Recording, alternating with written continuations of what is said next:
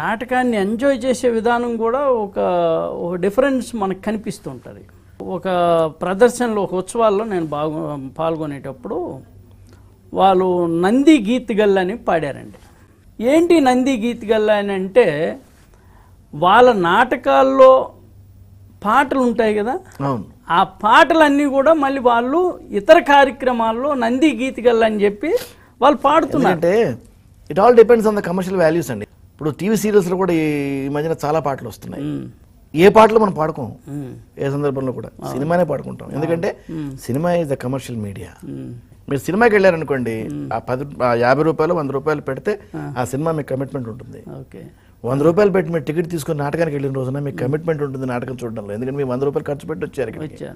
అదే మీకు పాస్ ఇస్తే వెళ్ళారనుకోండి సార్, మీకు గ్యారంటీగా 9 గంటలకు నా బస్సు వెళ్ళిపోతుందనో 10 గంటలకు గేట్ మూసేస్తాడనో తప్ప వేరే కాన్సన్ట్రేషన్ మీకు ఉండదు.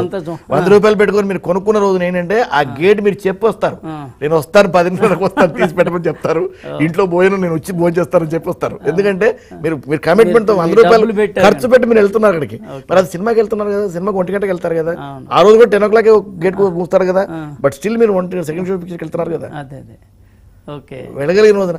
So it depends how we take it.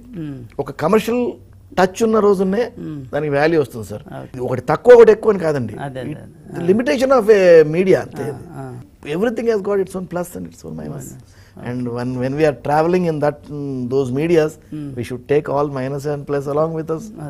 Keep moving, going towards plus and positive. ఈ పాయింట్ కూడా చాలా బాగా కన్విన్సింగ్ గా ఉంది మీరు చెప్పింది. ఎందుకంటే టీవీ పాటలు వస్తున్నాయి కానీ మనం మళ్ళీ వాటిని పాడుకోవాలని ప్రయత్నం చేయాలి. ఇష్టపడమండి, ఇష్టపడం అంటే దాన్ని అలా ఆ టైటిల్ సాంగ్ వచ్చింది, ఆ టైటిల్ అక్కడ చూడడానికి ఇష్టపడతాం, అక్కడ మళ్ళీ రిలీజ్ చేస్తాం, అక్కడ ఎంజాయ్ చేస్తాం సాంగ్ ని. ఆ టైటిల్ ట్యూన్ రాగానే మేము పరిగెత్తుకు వచ్చేస్తాం మనం చూడడానికి, అక్కడ చూస్తాం, ఎన్నిసార్లు చూసినా చూస్తాం. అది మళ్ళీ అదే స్టేజ్ మీద ప్రోగ్రాంలో పాడమనండి ఆ పాట రిలీజ్ చేయం మనం. అది ఆ మాధ్యమానికి ఉన్న ప్రాబ్లం. అది మనం మరి దానికి ఎక్కువ తక్కువ అన్నది లేదు, దానికి ఉన్న ప్రాబ్లం అది. అయితే నాటక రంగంకి కూడా ఆ రకమైనటువంటి సేమ్ ప్రాబ్లం కమ్స్. ఇప్పుడు మీకు టీవీ అనేది మీకు స్క్రీన్ మాధ్యమం అయినా సరే అక్కడ పాటలే మనం వింటలేదే. అట్లాంటిది నాటకం అన్నది అది ఒక పాట నాటకం నుంచి పాపులర్ కావాలంటే ఎంత టైం పడుతుంది. అది ఎట్లా మళ్ళీ ఇప్పుడు ఎట్లాగైతే మీరు ఇది చూడండి, నాటకాల నుంచి వచ్చిన సాంగ్ అది, కానీ ఎప్పుడు పాపులర్ అయింది అది? అది కేవలం పౌరాణిక నాటకాలను తులాభారం నాటకం చూసిన వాళ్ళకే తెలుసు అది. అది సినిమాకి వెళ్ళాక పాపులర్ అయింది. సో ఆ మాధ్యమానికి వెళ్తే కదా పాపులర్ కాదు. మరి ఇవాళకి అదే పాడుకుంటున్నారు కదా, ఇవాళ మనం పాడుకుంటాం. అది ఎందుకు ఇటు నుంచి అటు వెళ్ళింది. అది మాయాబజార్ అనేటువంటి పదం కూడా ఇప్పుడు అప్పట్లో ఆ సినిమాకు వాడడం చాలా డేరింగ్తో కూడిన పని అని కేవీ రెడ్డి గారు, చక్రపాణి గారు అంటారు.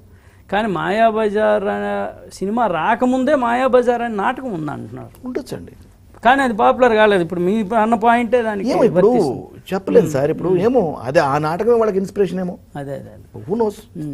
ఇప్పుడు చాలా నాటకాలు ఇన్స్పిరేషన్తో సినిమాలు వచ్చాయి, నాటకాలు చూసి ఆ పాయింట్ ఇన్స్పిరేషన్ చాలా సినిమాలు వచ్చాయి, కళ్ళు చాలా వచ్చాయి సినిమాలు.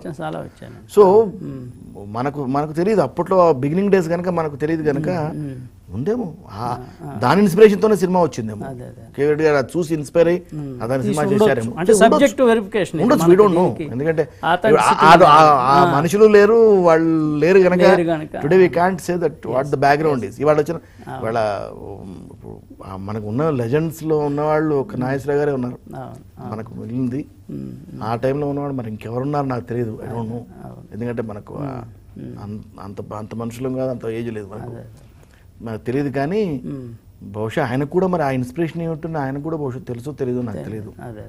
ఎందుకంటే ఆ ప్రొడ్యూసర్స్, ఆ డైరెక్టర్స్ ఎక్కడ ఇన్స్పైర్ అయ్యారు దానికి అయ్యుండవచ్చు. తప్ప ఉండకూడదని కూడా ఏం లేదు, ఉండొచ్చు ఉండకపోవచ్చు. Maybe a parallel thought or maybe an inspiration.